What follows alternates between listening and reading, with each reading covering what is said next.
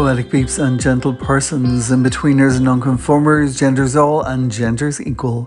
Welcome to the final episode of Eat the Storms, the Poetry Podcast Season 9. My name is Damien B. Donnelly. I get to be your host and producer, and I also get to say thank you to all of you listeners who have tuned in over the past couple of years to all the 9 seasons. It has truly been a joy to share poetry with you every weekend, and of course to ensure you all stay bloody poetic. The podcast, of course, is available on most podcast platforms, including Spotify, Apple, Google, Breaker, Podbean, Player FM, Overcast, Pocket Cast, Castbox, Podcast Addicts, iTunes, Amazon Music, and YouTube. And today, on one of those platforms, you will get to hear from 7 truly incredible poets joining me from here in Ireland, in Northern Ireland, from Scotland, and 2 stops to the United States of America. We have 5 returning Starstormers and 2 first-timers to the podcast for this final episode of the season. So if you're one of those returning listeners, you know exactly what you need to do. Pull a throw over your knees and curl up on the sofa, and make sure there's a slice of cake, a cheeky biscuit, a green tea, a caramel latte, or perhaps a gin and tonic. And let's get going.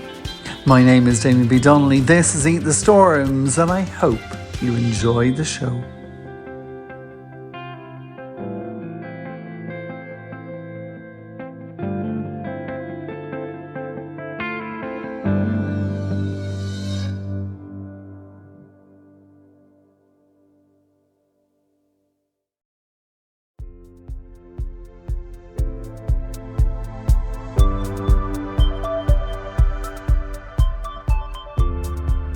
I first fell in love with my first guest on the show today when we were both hoglets on the farm of the Hedgehog Poetry Press, who published my first pamphlet, Eat the Storms, and her first pamphlet, Broken Things and Other Tales, both of which came out in 2020, and since then it's always been a joy to share a Zoom room with this multi-talented artist who lives on the southeast coast of rural Scotland with her family and beloved beagle.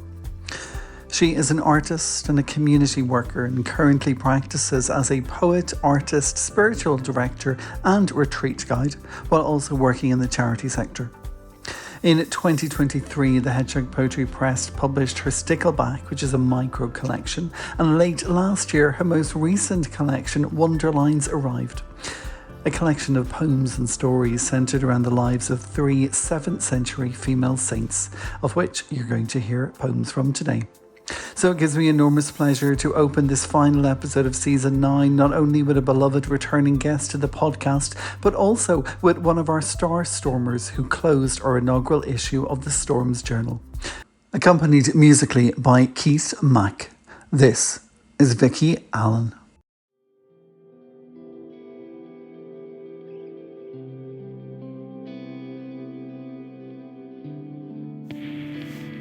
Thank you for having me on Eat the Storms, Damien.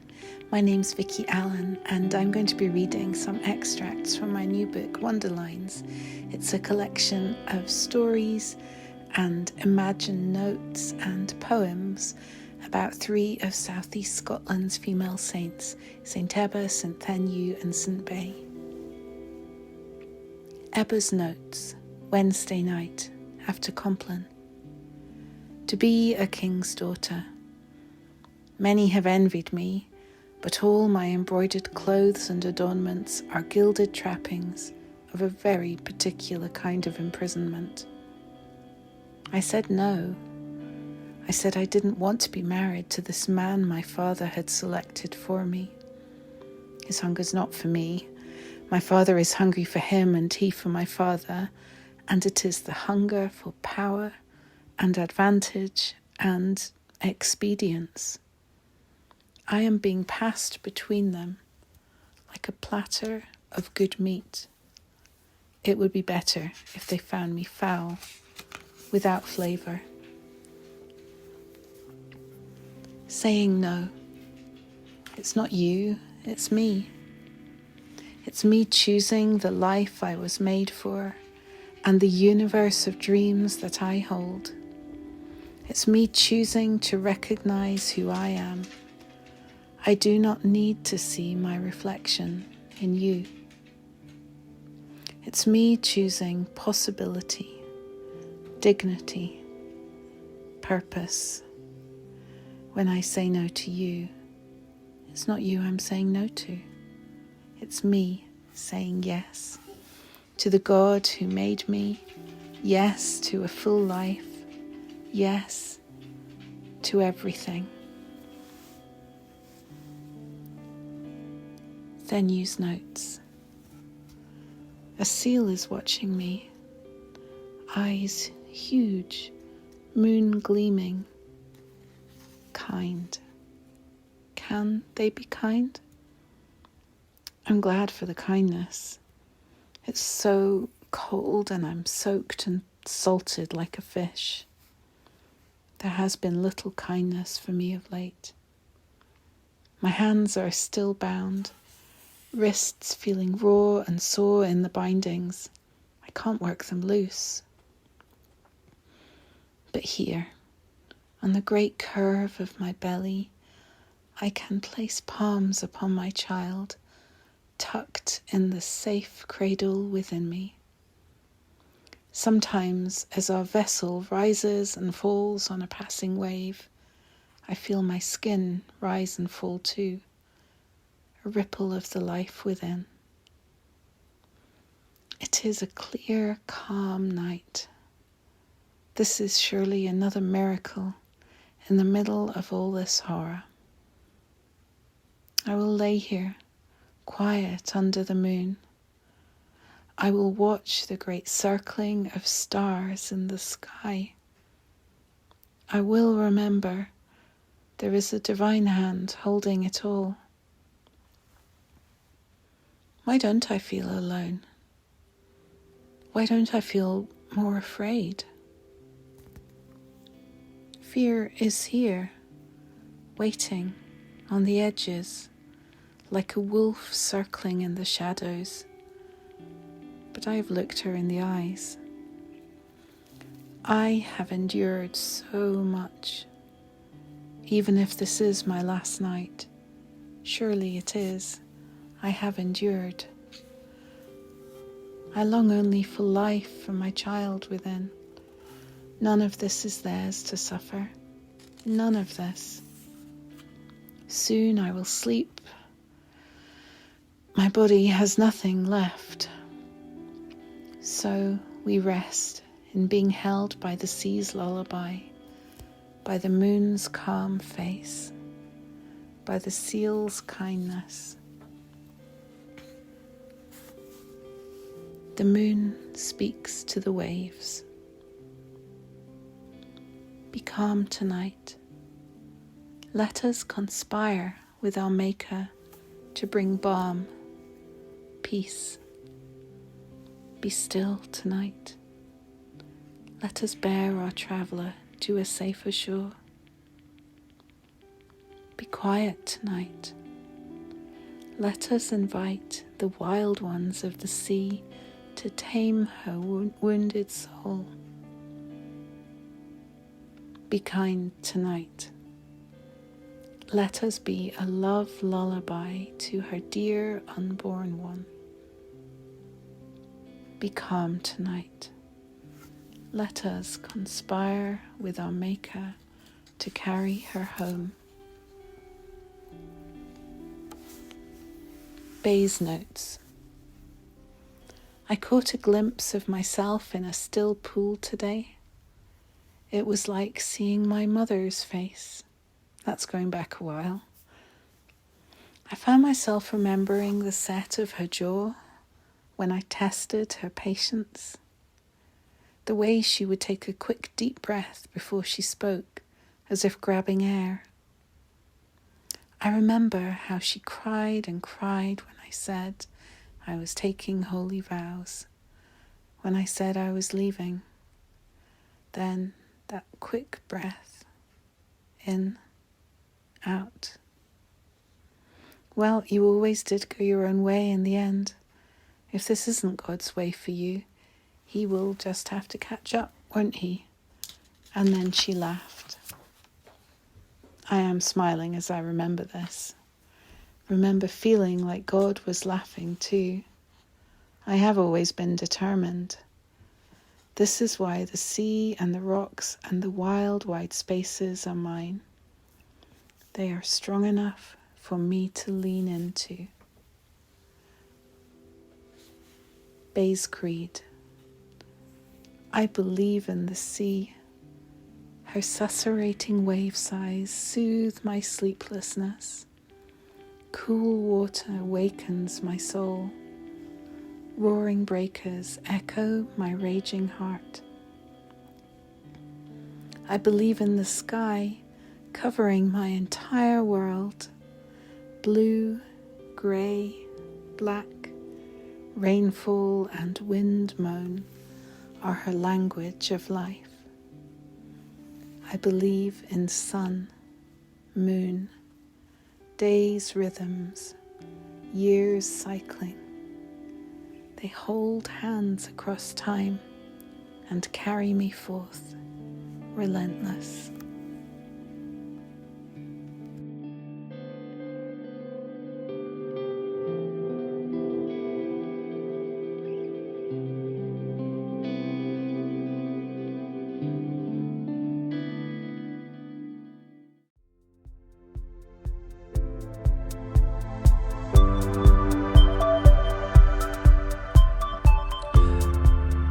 Now for my next guest, we're leaving Scotland and heading over to the United States for a guest who first joined us on the podcast as part of our special audio companion to the Storms Journal, which was where I first came in contact with his work, and ever since I've been a huge fan. I was honoured to be able to write a blurb for his full-length debut collection, Blood Alluvium, which was published by Parlery Press last year. And I'm delighted to say that today on the podcast he's going to read from that collection that struck me as something very far from a debut offering, a creation of true skill and precision. His poetry has been commissioned by the Peace Studio, shortlisted for the Art of Creative Unity Award, nominated for the Best of the Net and Pushcart prizes, and appeared in dozens of journals and anthologies around the world. Last year, I was thrilled to be able to meet this guest in person along with his new wife Maeve when they were over in Ireland for their own wedding. Today, joining us from Richmond, Virginia, I'm overjoyed to hand you over to S. Preston Duncan. Water below. I hang railroad spikes from the roof over the porch. She puts up wind chimes that look like the sun and the moon bent out of the shed at the edge of where we lived before.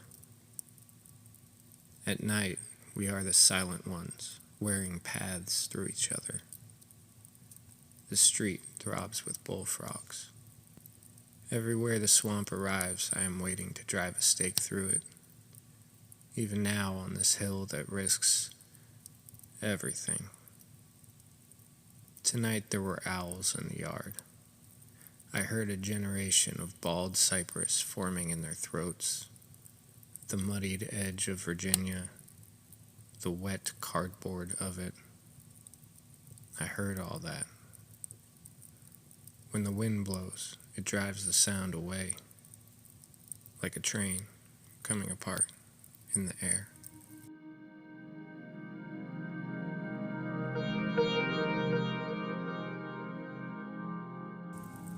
What we could say with what we were given. A miraculous thing happened. We need it to happen again, or we'll make it into a religion nobody will believe. Go, find God. Tell them we are cratered with opioid, lacquered with the runoff of ancestors we do not remember. We are terrified of language and the faces that appear behind it, their consonants of jawline, the constant vowel of their expression. Tell them we need something we can't wipe from our eyes. We have imagined lifetimes of doubt, and they are unbelievable.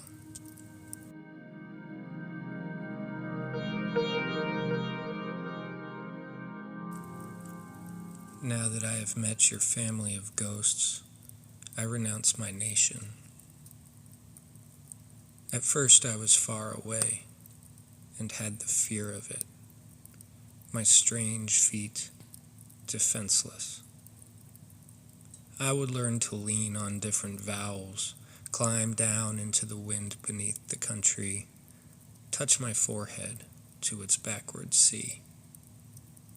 As time went by, I would have songs for the harvest, milk under the bridge. With a belly full of farmland and tea pulled up from the charcoal pasture of your grandmother's voice, I would make a garden of rain, hammer a roof over the marriage. It would be easier to be one thing. Tzitzit, Clauda, a braid of blood flying in ancient airs. A shelter from the American sun that grew to be so far away.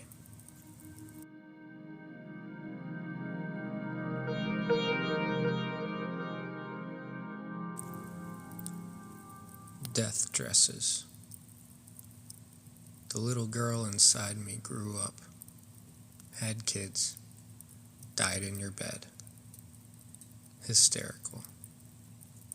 This town ain't big enough for the both of us anyway. The he-him beard and my little ponies. I was there as much as I could be, but that's not true. A face painted with hair consents to rhinestones at the edge of someone else's reflection.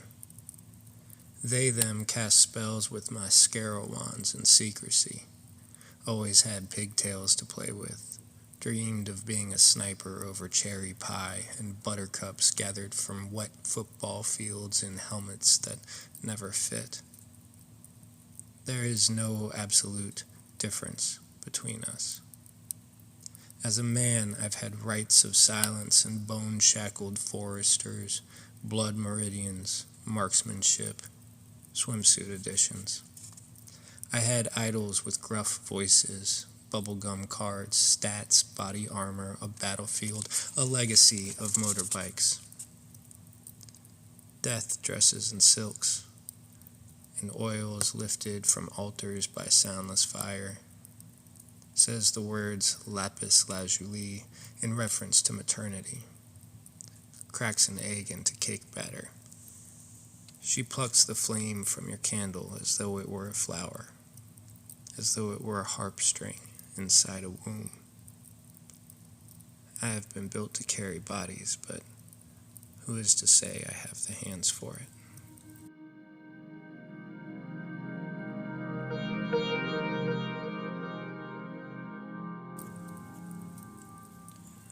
Lovesick.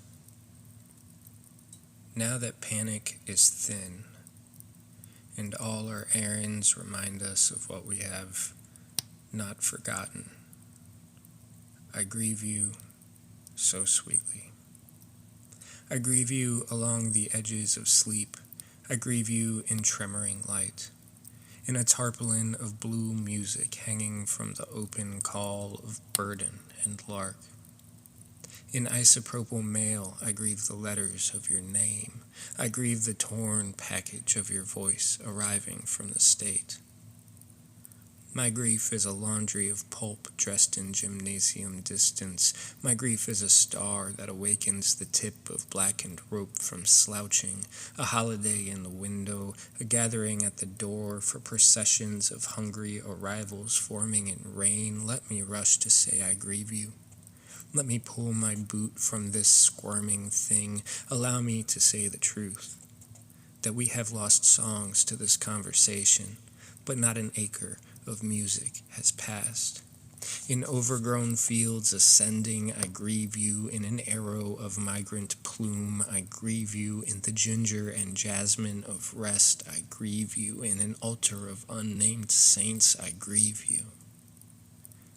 I grieve you with the arms of a priest, with healers of squandered afternoons. I grieve you with all the sadness in the treasury of time. I grieve you in a regency of clouds, in a statue of robes with tongues scraping the numb empty sky where we have met only in passing. I grieve your unseen body in coils of sleep. I grieve your infinite space. I grieve your wheel of breath that moves the body of light through green tangled past, through the soil of turning stones, through mugwort of laughter and confusion. I grieve you, I grieve you, I grieve you. Holy shadow, sliver of sacred bone, with your flowers and pining, with your swallowing eyes. Your walking still sings in the drum of the earth.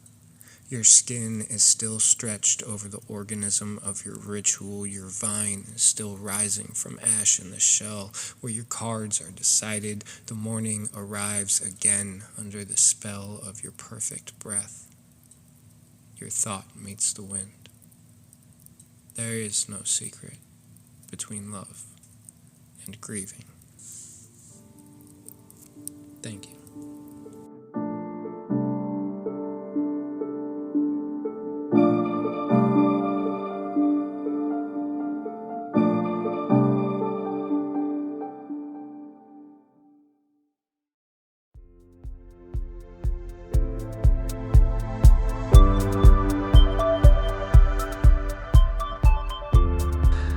Now, for my next guest on the podcast today, we are moving from the United States and heading to Northern Ireland, settling down in Belfast for a duo this time, a gathering of poetry and music thanks to a Tyrone-based poet who works for the Belfast Trust, and his poems have been widely published in print and online. He is the winner of the Matrix Prize in 2017, the author of 3 chapbooks, Silent Stigma, Loud Leaf, Gently But a Dream and Sleeve Notes, and last year he started the project Button It Press, where 24 featured poets have so far had a poem analysed by my next guest, who describes himself as a neuro-spicy poet, and last year I had the joy of meeting him in Belfast when we both performed at the Linen Hall Library as part of the Northern Soul Roadshow, which was curated by the fantastic Fiona O'Rourke and offered by the Irish Writers' Centre. Marty McKenna is a fantastic returning guest here at Eat the Storms, and today he's going to be accompanied by a musician who took up music at an early age when his father gifted him with a piano from his grandfather.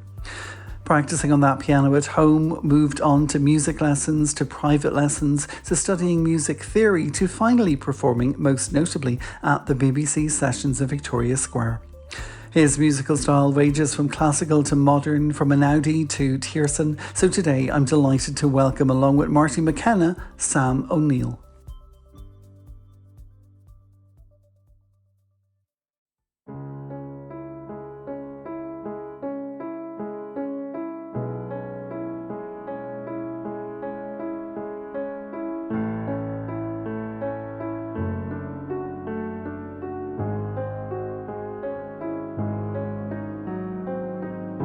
I've never fallen so far without you.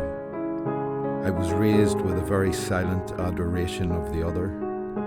I'm sorry I got so soaked in words and waited on your chest to wake. I've taken time over mine, as you have too. All I can offer is my boundless love, my word for what it's worth on this day, these nows, the newness of each moment together. All that remains to be said is, I am happy for us.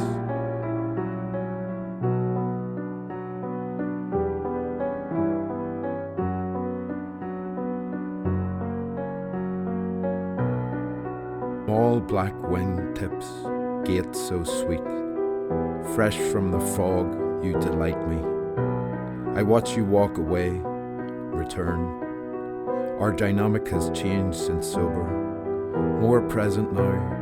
I call for a walk once your iced caramel latte is over. Our words carry us around in a loop. You tell me what you've learned. You say eyelashes to my inability to look them in the eye. I mention all these familiar faces, now I'm not just staring at their interesting shoe choices. We could go this way forever, but there's better, I'd have you remember.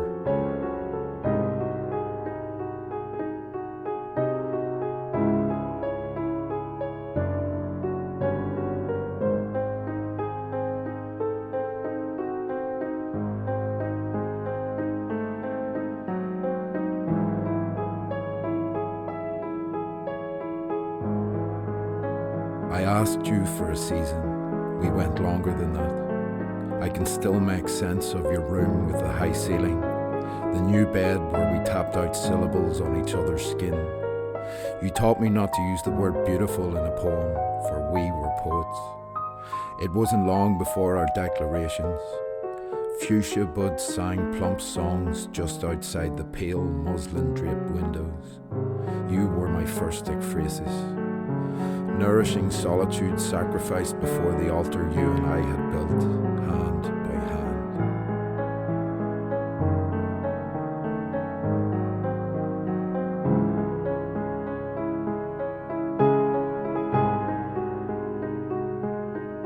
We, capable of great big love.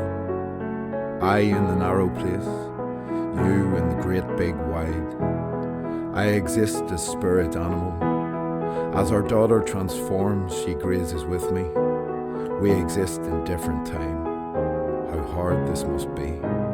How, as love segments, pairs parts of old life to pieces, we walk these curves, these streets, these alleys, drifting between lands of madmen, scholars, poets and such. She thrives. I gather prayer, myth in cold hands, give back what was never mine.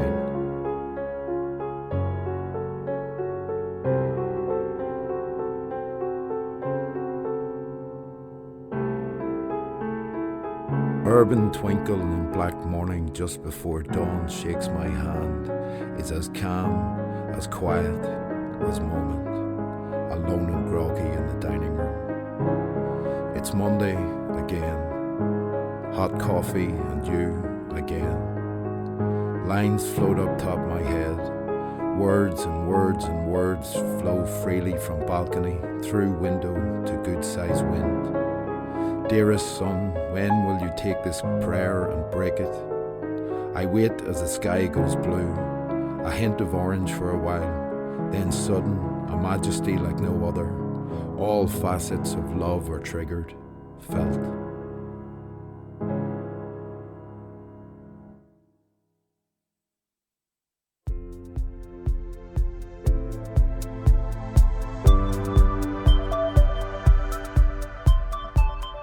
Now, while all the rest of my guests on the podcast today are returning Stormers, I'm delighted to welcome two first-timers to the podcast, two writers who are really just starting out on their literary journey.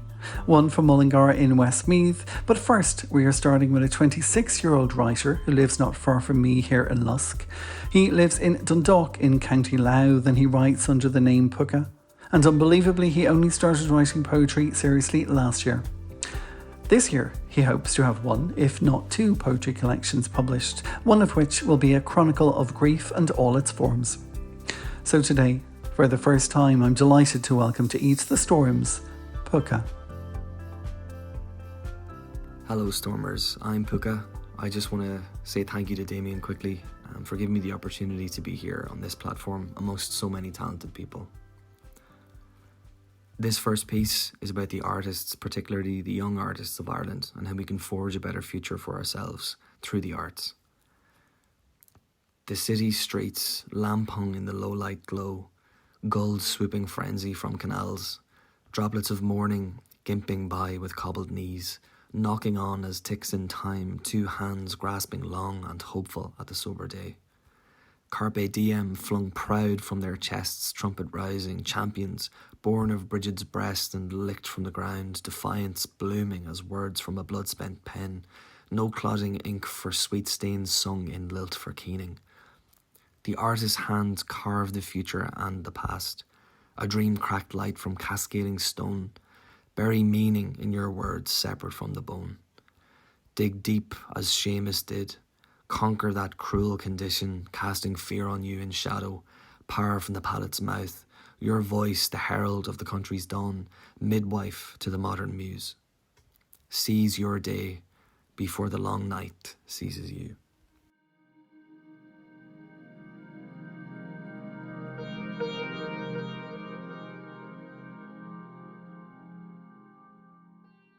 This next poem was written on the day where they announced a ceasefire in Gaza. So they say the murder now will cease, ceaseless in the screams of the deceased, and even those who death has claimed in grief, who suffer on in the shadow of love's thief, whose God will raise their murdered souls piece by piece to placate rage for peace.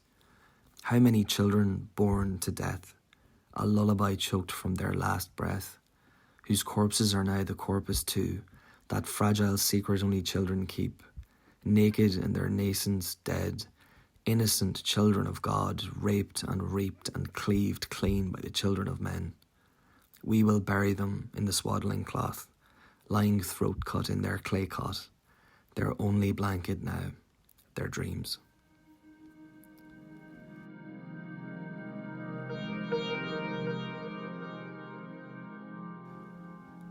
This last piece is a love poem. Simple as that. Some men build in devotion towering monuments to their gods. I have no brick but only bone to lay. So I lie awake and await the day to summon sunlight from a white-smocked girl whose pallor could know no earthly ill, born of my rib in careful carving.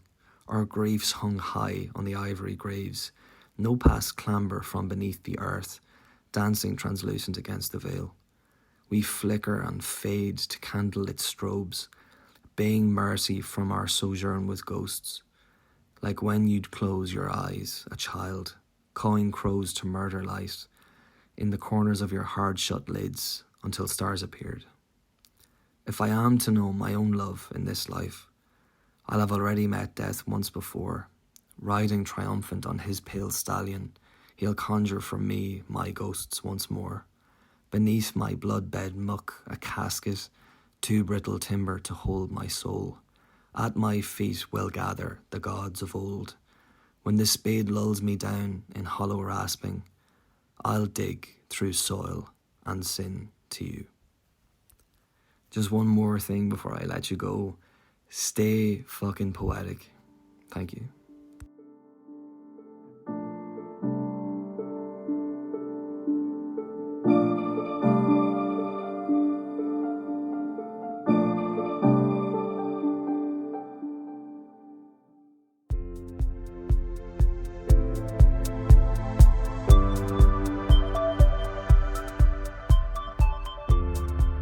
And now it's time for my second debut stormer.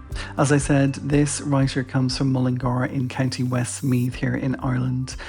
He writes poetry and plays. He is an unpublished writer aside from sharing some poems on social media.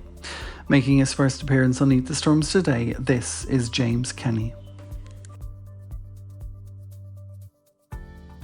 Hi, I'm James Kenny from Mullingar in County Westmeath, and this is Hate. I hate that when offered connection, I still choose to be alone. In choosing the same, it adds to the lows. I hate that nearly every day that I wake, I wish I did not. That I'm judging myself an attention seeker for doing something courageous and expressing this lot. That when I thought about writing this, the words flowed away free, and now when I'm here with a pen, they won't come to me. That when people show that they care, I force them away, till the day that I die, I off-count the days. I hate that I'm using anger and hatred just so I can feel that the sometimes nightmare of a life has been so bloody real. That I've been so damn ungrateful despite all that's been done, that there's so much to live for, yet I still feel like a cunt. I hate that people might worry when reading these words, when it's actually helping letting go of these hurts. That I've never been enough, no matter how much I be, or how many people share their love with me. That I thought money and sex could heal this emptiness I feel. That I've a hatred for fate and the cards I did deal. I hate that no matter the praise or compliments given, I wouldn't accept them. That I do take things for granted, like family and friends. That I resent myself for being contented with what others are not. That I look for simplicity and not wanting a lot. That I've been dismissive of guidance without leaving space to understand. That when it comes to security and money to live, I don't give a damn. That I choose games of survival even when at my bare bones. That I'm not out in a field running around a few cones. that I exploited ambiguity and did choose to take, that I punished myself so hard to the point I did break. I hate that I've been a competitive spirit and for being goading to others just to prove I'm the best, and needing to be doing and not allowing a rest. That grown men could do such sick things to a child, and from being kind to myself, I did run a mile. That I'm sharing this to help me and help others, and for it, myself I resent. That my idea of what a man is has been so fucking bent. That I've been a big ball of tension from anticipating a fight, and taking things personally from imaginary slights. That I've been constantly exhausted from being expectant of threats, and that I watched a dad be a slave do horse racing bets. That I believed I was an idiot when I knew I was not, and that loved ones can die asleep in their cots.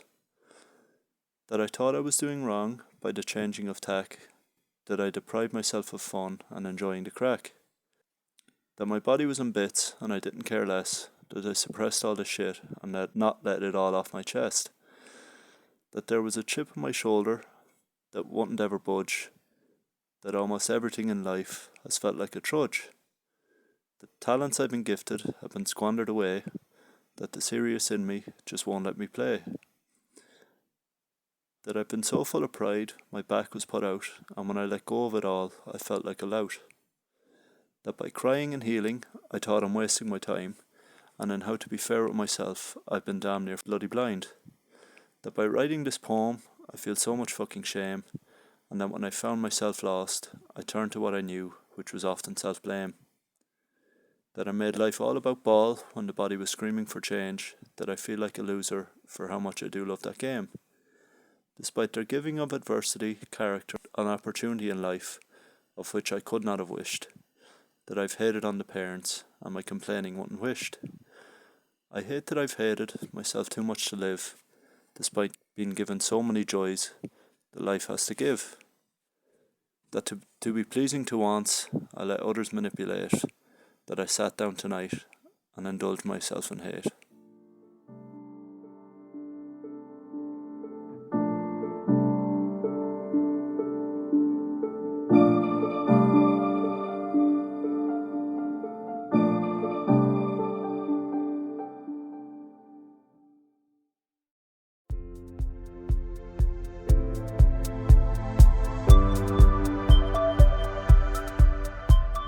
Now it's time to return to the United States for my next guest, who's appeared on the podcast frequently. He was with us first to read from his debut full-length collection, Read My Lips, in 2022. Then he returned to read from his chapbook, Artificial Sweetness, which was published by Finishing Line Press. His second full collection, If the World Were a Quilt, from Kelsey Books. He's also taken part in many of our Pride poetry parties here on the podcast, and today he's back with us to read from his new collection, God of Loneliness, which was published by Satori Press in 2024. He is joining us from Oregon in the United States, although originally from Iowa. He has had poems featured in a wide variety of journals and anthologies. He's the curator of the excellent YouTube video series Sunday Sweet Chats, and I was delighted to take part in one of those chats 2 years ago while he celebrated his chapbook Artificial Sweetness. Today, reading from that new book, God of Loneliness, I'm delighted to welcome back to Eat the Storms, Charles K. Carter.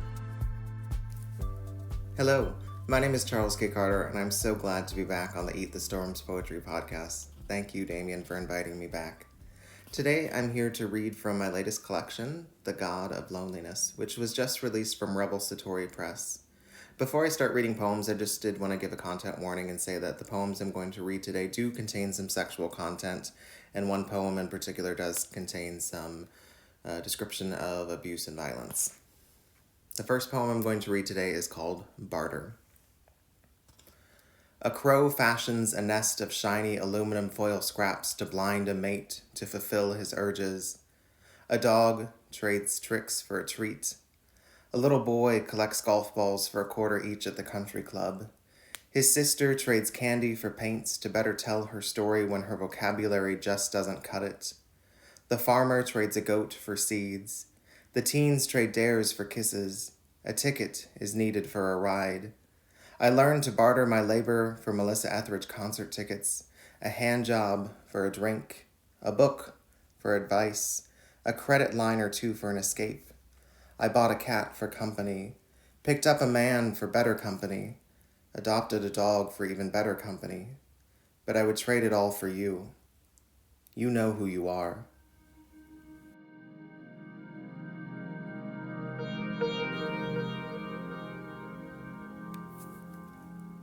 The next poem I'm going to read is called Howl.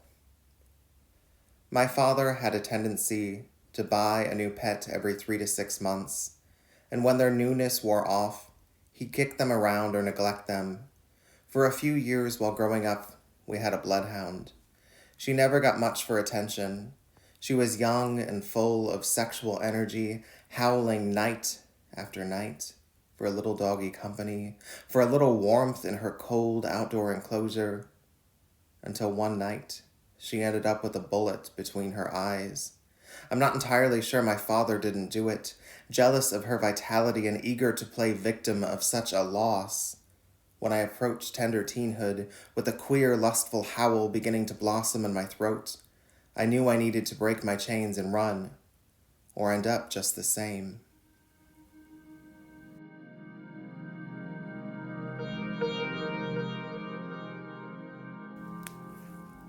Next up is a COVID poem. This one is called Quarantine Lover. They say you shed an outer layer of skin every 2 weeks. So when the experts said to stay at home, we made a love nest, and as we exercised and played cards and ate breakfast in bed, I became refreshed, became new again, and again, and again, and again, and again, and again, and again, and... But as soon as the city opened up, he fled. And now I can't eat maple syrup without the memory of his erect nipples, and I can't look at the Uno deck without imagining his smug winning face. And I am surrounded by 8 ghosts of him, floating around this empty apartment, wishing they would become whole and hold me once again.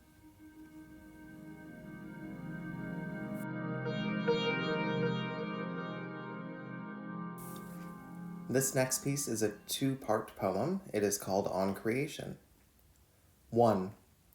Along the riverbed where Jesse and a beautiful stranger once swapped head in his ex's car, Jesse now cracks open his lobster chest, pulls his heartstrings apart, and rolls one in the Red River clay, creating a bronze boy with longing eyes and sharp teeth. For a while, the two are always seen zigzagging up and down C-38, holding hands and singing Spanish love songs with the windows down. But within a month, his hard bronze boy decides he wants to see the world. The creator holds his creation's hand, begging him not to go. But something hard in clay is always able to break away, and Jesse is left alone again, with only a red clay hand to sit in the passenger seat. 2. After reading piles of Greek myths and drinking his weight in whiskey, Jesse decides to try again. He can create something better, a man who will stay, who will not be drawn to passion but logic. And so he thanks the cute waiter with a wink and a smile, and he takes a hammer to his own skull and pulls out a mannequin who looks just like the cute waiter. And he breathes life into him with a kiss, and he postures the shiny legs into an ideal position, and they make love once before the mannequin runs away. Too smart to stick with a self-destructive lovesick fool, too cerebral to fall for fairy tales of monogamy and shared checking accounts. Jesse climbs the mountains of his solitude, made from the relics of his failed loves. He cries lightning bolts, and he is a god, the god of loneliness.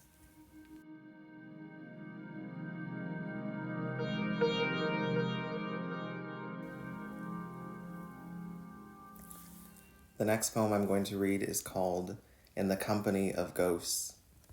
After 74 days of stumbling over the box of shit he left at my place, I decide it's time to throw it out. But first, I torment myself by going through these leftover relics one more time. It's for closure, I try to fool myself, but I'm not buying it. I know myself too well. I'm too fond of fingering a bloody wound. I toss out his crappy pop CDs, but keep a few of the good ones. I toss out his Clone-A-Willy silicone copy of my dick. I throw out his sketchpad and junk mail. I don't throw out his tax folder. I'm not a monster. And then I come to a manila envelope full of evidence and theories about the ghosts he has encountered on his journeys. And I wonder if there's a guiding spirit who lives in this house, a friendly ghost who gave him company, a friend who helped him see the courage he harbored inside to move on from me and into his own happiness. I wonder if it's weird that I want to become this ghost's friend too. Is it weird to befriend your ex's ghoul? Let's dig out this dusty spirit board and see if ghosts can cure loneliness and heartache.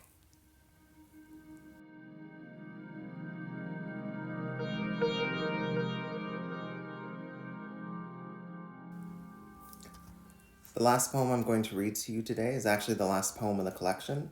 It is called Atlas of Longing. It is 59 miles to the mall.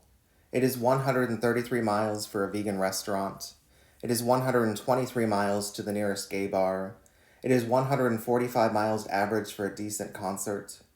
It is 21 miles to buy a lube that's any good for butt stuff. 271 miles to witness the Dalai Lama's wisdom. 497 miles traveled to hear Joy Harjo read. 1,692 miles to where my first real boyfriend lived. 20 miles to where my first real boyfriend lived. 20 miles to where my first real boyfriend kissed me. 21 miles to where my first real boyfriend raped me with massage oil as lubricant. 682 miles I moved to be closer to the first Brandon I loved. 0 miles I had to travel to fuck my first Brandon, not the one I loved. 746 miles moved with the second Brandon I loved, the third gay Brandon overall. 23 miles from where my abuser lives. 22 miles from where my abuser works. 0 miles from where my abuser lurks. And it is 633 miles to the mountains. It is 1,117 miles to the desert. It is 1,467 miles to the Atlantic Ocean. It is 1,852 miles to the Pacific. It is 33,900,000 miles to Mars, 93 million miles to the sun, and cataloging all these miles, rough and smooth, past and future maybes add up to something. It'll take bravery and some wild life choices to find my way back to joy. Thank you for listening, and thank you for having me again, Damien. Again, that was all from my latest collection, The God of Loneliness, which is out now.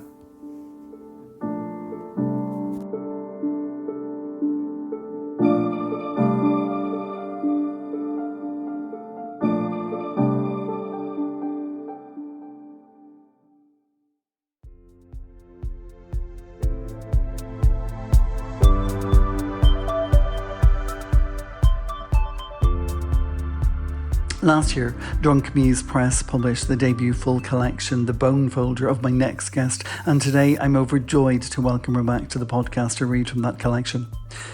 She first joined me back in 2022 when she read from her chapbook The Songs I Sing Are Sisters, which was a collaboration with the wonderful Sligo-based poet Sinead McCullagh. The Songs I Sing Are Sisters was published by Dreek and it was nominated for a Saboteur Award in 2023. This guest only began writing poetry back in December 2020, but since then has been published widely in journals, magazines, newspapers and anthologies, and when you hear her read today, you will feel that she's been writing for her entire life. For my final guest today, I am delighted to offer you the unmistakable voice and poetry of Cáit O'Neill McCullagh. Hello. It's wonderful to have this opportunity to share with you a small selection of poems from my debut full-length collection, The Bone Folder. Many of the poems were born out of time of both personal devastation and the witnessing of the desecration of people and lives and living, the taking of place in Ukraine in February 2022. On the day that troops invaded Ukraine, the 24th of February 2022, I was being diagnosed with cancer for the first time. As the screens around me in the hospital showed news from Ukraine, my own body was being kaleidoscoped onto screens following MRI and CT scans. And in that time, I entered into a period of experiencing deeply what Roger Robinson calls the power of poems as tools for empathy. Writing about my own experience and using the opportunity to really see it in context alongside the far greater difficulties that I was witnessing in fragments, partially on news reports around me, became a kind of experience of twinning and opening up to seeing the possibility of hope. One of the poems that's at the early part of the collection describes the experience of meeting my surgeon for the first time. It was a profound experience of being met as a human being, of the kindness that cannot be paid for and is not part necessarily of clinical training, but which was very evident in the experience of being treated in wholeness by her. The poem uses a term, sashiko, which comes from Japanese. It is the tradition of repairing worn cloth with stitching that is decorative, making beautiful that which appears past use. Little stabs. My surgeon says she will make of me sashiko. Use little stabs and patch the worn cloth of my belly with tender decoration. She traces a line, sternum into the softness of me. It is, I imagine, a soothe for a sleepless child. Her finger crescents my navel, preserves the umbilicus as if it is needed for another nativity. In truth, she will birth from me 3 fruits, each overripe and too rich for this body. Together, we know she cannot simply repair wind-fallen flesh, but must burnish it with thread honeyed from apple blossom, returning me golden.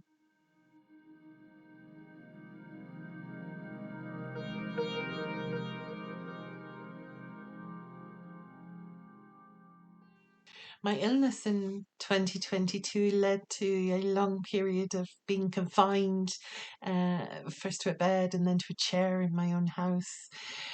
And a time for great reflection on not only the events before me, but also considering what it was that had brought my own family to migrate, to leave, numerous members of them, to experience the devastation of belonging, of home, of those things that we consider make home, often intangible: language, tradition, music.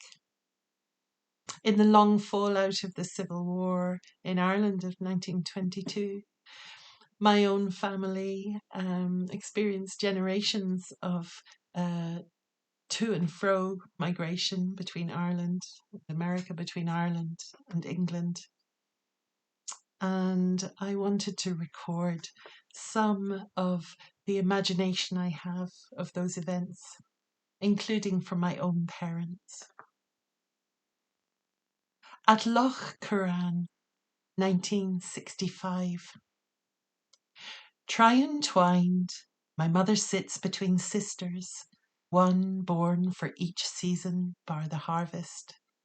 Plait of arms tucked under legs, folding themselves petticoat neat. Over one, under one, wave, weave.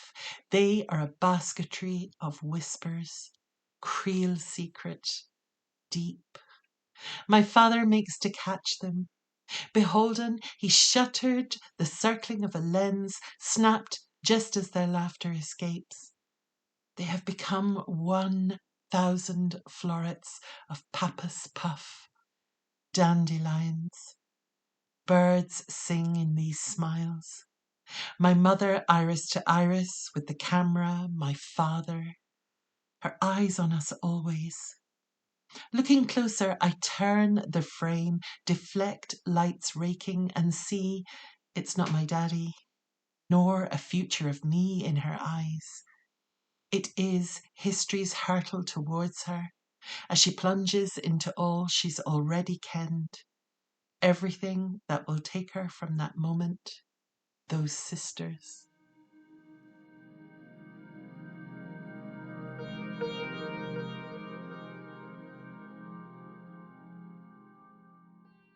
The understanding of what home can mean, and how, certainly for migrants, for people who have been forced to leave, one understanding of home, the idea of coming into belonging in new places, runs thoroughly through the collection, alongside that thread of the idea of poems as empathy openers.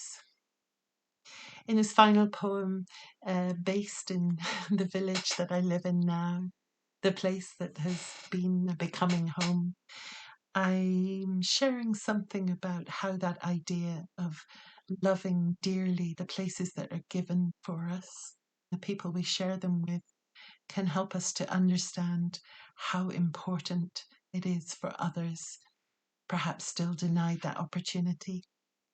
I mention in the poem a film called Fadia's Tree. It's a documentary exploring the story of Fadia Bani, a Palestinian woman who has never lived in Palestine. She lives in a refugee camp in Syria, and the story of the film is an exploration of her vision, her mission, that someone will find the mulberry tree that marks the place where her grandfather's house is, the house that he fled in 1948. Blaeberries. Spring still sharp, but the calm has sent out her heralds, and we are sheltered from that white water wail at Black Gorge. In the village hall with Jill and Natalie, I dip flatbread into zaffer oil, spoon the simple mothering of hummus to my mouth, and we watch Fadia's tree, how she yearns for her grandfather's mulberry in Sassa. We believe it too, that the roots will remember her even though we know she's never seen them, that a border refuses her belonging, that her children cannot feel the purpling fruit decorate their fingers. And we can hardly bear it, saying that we all wake with Gaza now. It's not the same at all, but like a tree rehung with windfall to tempt waxwings in winter, my body is broken. The canker grows in me again.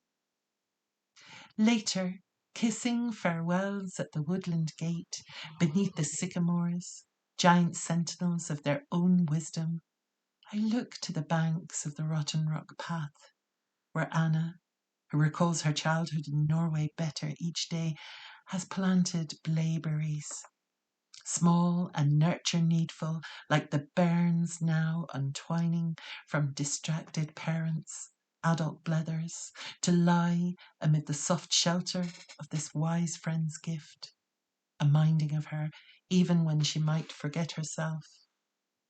I love it for them, the children, living in this possible moment, in the friendship of berries.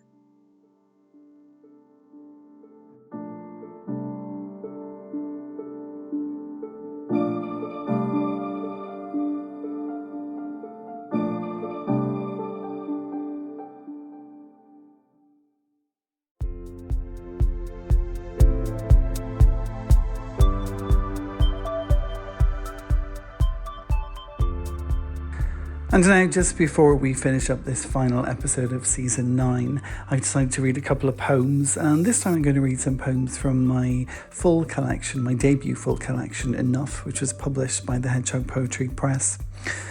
Over the past few weeks, I have been sitting in a chair, as unfortunately I had a little accident involving a ladder and some Christmas decorations recently. So I've been watching lots of TV, lots of films, and Juliette Binoche, for some reason, keeps popping up. The first ever French film I saw was back in possibly 1995, and it was Trois Couleurs Bleues by Krzysztof Kieślowski, starring Juliette Binoche playing the role of Julie. In the film, she moves to Paris, stays in the 5th arrondissement, and in 1997, when I first moved to Paris, I ended up staying in the 5th arrondissement. So this first poem is called Trois Couleurs et moi, 3 colours and me.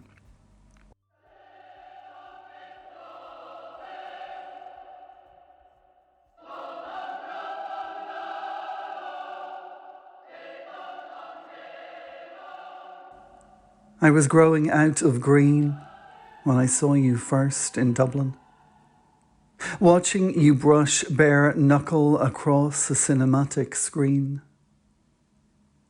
You, sipping coffee in a corner cafe, courting violin blues on a street not yet mine, and me still trying to come out, to put away childish things. Trainers, retainers, dressing up as cowboys and wondering why Indians wanted to survive. Stretching out over the vast array of nothingness in chaps someone somewhere once thought were suitable for a kid. Still empty. Still trying to fill in bare spaces on pants, prints, persons notable for nothing, rien, comme tu m'avais dit. From that big screen in a cinema where no one ate popcorn. You, looking for an apartment in the 5th where I later came to sleep, shit, smoke, slip, to bash my own knuckles against banal and back again. To seduce ideas of being a somebody, having already left everybody. Even the concerning costumes and those 3 colours that had started out with you back when I was green, though only in part, and coveting Julie. Perhaps a prophecy for the coming of the blue. Sometimes the endings are there to be seen, right at the very beginning.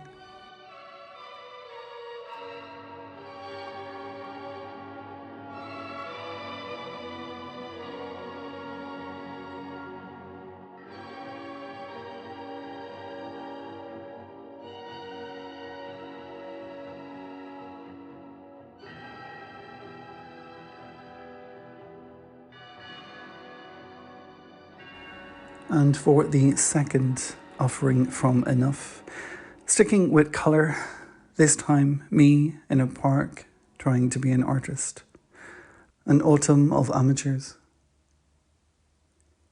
Autumn hanging off trees. Artist in the opening air. Trying to discover the right colour for a character at the far shade of the bloom. Autumn, withering on the leaves, shivering in the shade of that Y2K that never came to be, the fake lies, fake news, faking findings to pacify his ego. Painting Picassos with colourless pencils before learning the difference between myth and man. It can be cold on the other side of gullible. Seasons don't have the right suitcases to pack what's required, and even those cases don't come with compartments equipped with bandages to attend to pride after it's been found waiting in those foreign fields. Art, like autumn, does not come without practice, Early on, it's all about the dabbles, shadow in the shade, studies of still life, sedated on canvases, on a single seat of Monday's shade, in parks in Paris, on a pale-faced boy still too mild to identify fact from frame. Fast movement needed. Before winter rains wipe him, forgotten before begun.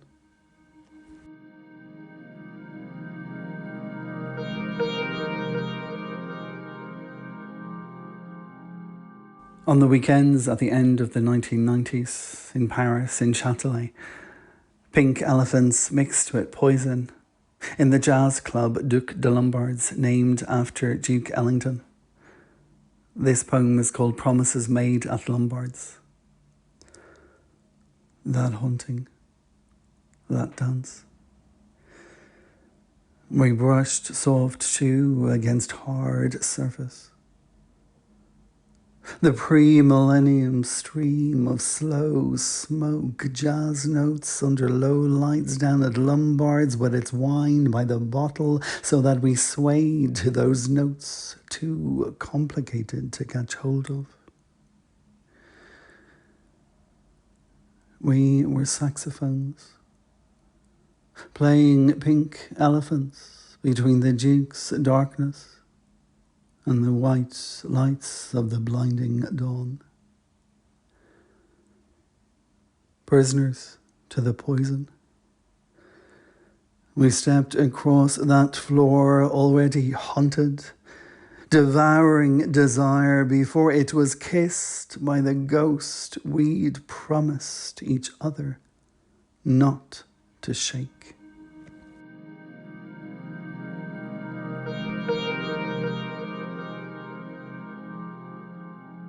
When I returned to live in Paris in 2015, one of my frequent destinations on the weekend was to go to Ile de la Jatte, which is a small island on the edge of the city of Paris, where Georges Seurat painted one of his most famous paintings, Un dimanche après-midi à Ile de la Grande Jatte, a Sunday afternoon on the island of the Grande Jatte. He painted it between 1884 and 1886.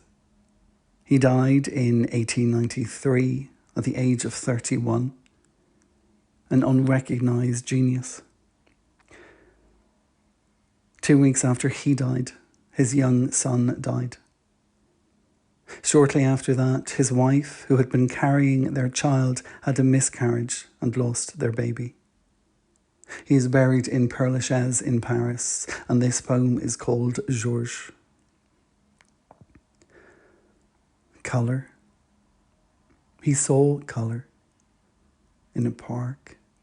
A simple park on a Sunday, colour captured in the summer. Colour. He painted colour in that park. Clear, considered, untampered colour, specks of colour, rays of light in a park on a Sunday in the summer, in a season of details, in a salon of specifics, under demands to cooperate. Colour. He saw colour, the canvas of light and colour. A carnival of colour in a park, on people, simple people, working people, fishing people, fidgeting people, not polished people, not posh people. They buried him in a park, another park, a quieter park, still with colour and light. They buried him, and then they buried his son, and then another. Life, then death. Father and sons, children, and all that art. but only the art survived.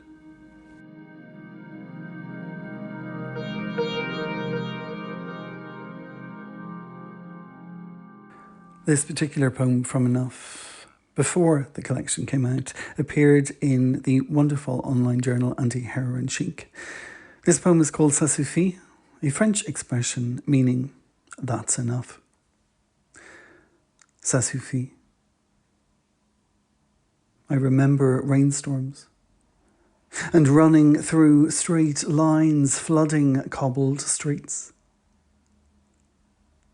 Laughter carries louder under brollies, rises and falls back onto heads, onto faces, onto mouths like that rain, like lips, like tongues that taste of sweat and surrender, and that something indescribable. That tiny space we save for later, when we admit to knowing while running that something was always missing.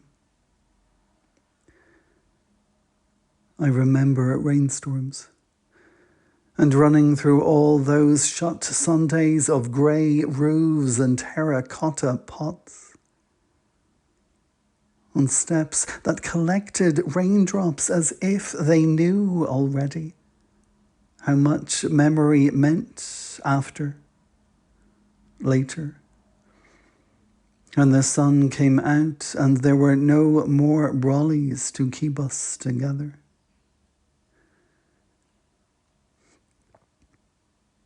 I remember rainstorms and running along all those boulevards as if they were battlefields and the droplets were bullets, and I couldn't remember how to say that's enough in French.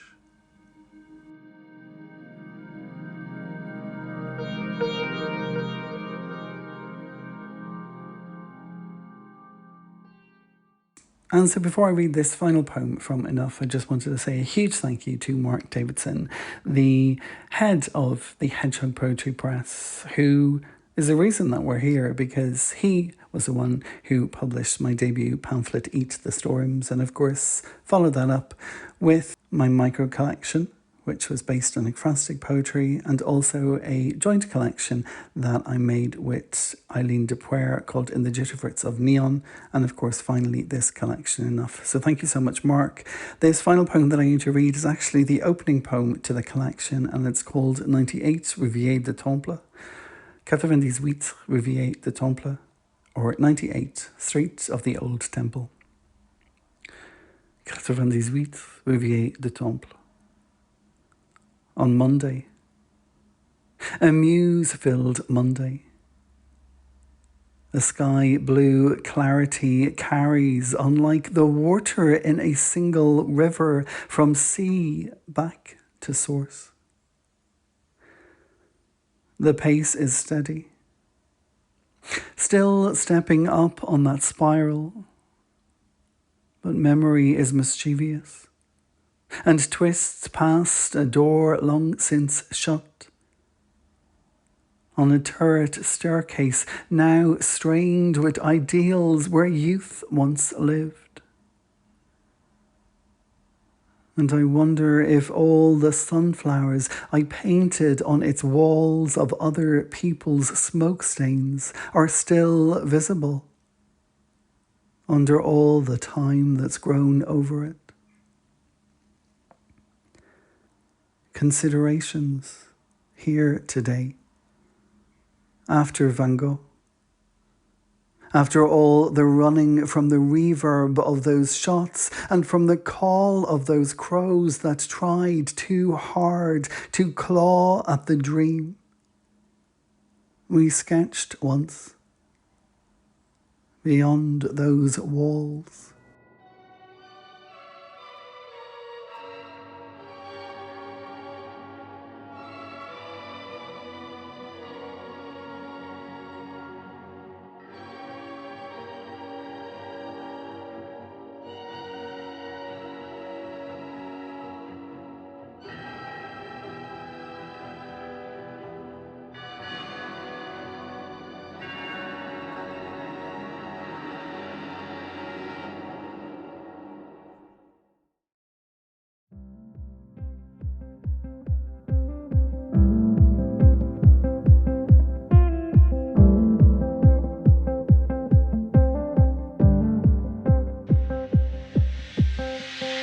Poetic peeps and gentle persons, in-betweeners and nonconformers, genders all and genders equal. We've reached the end of another episode of Eat the Storms, the poetry podcast.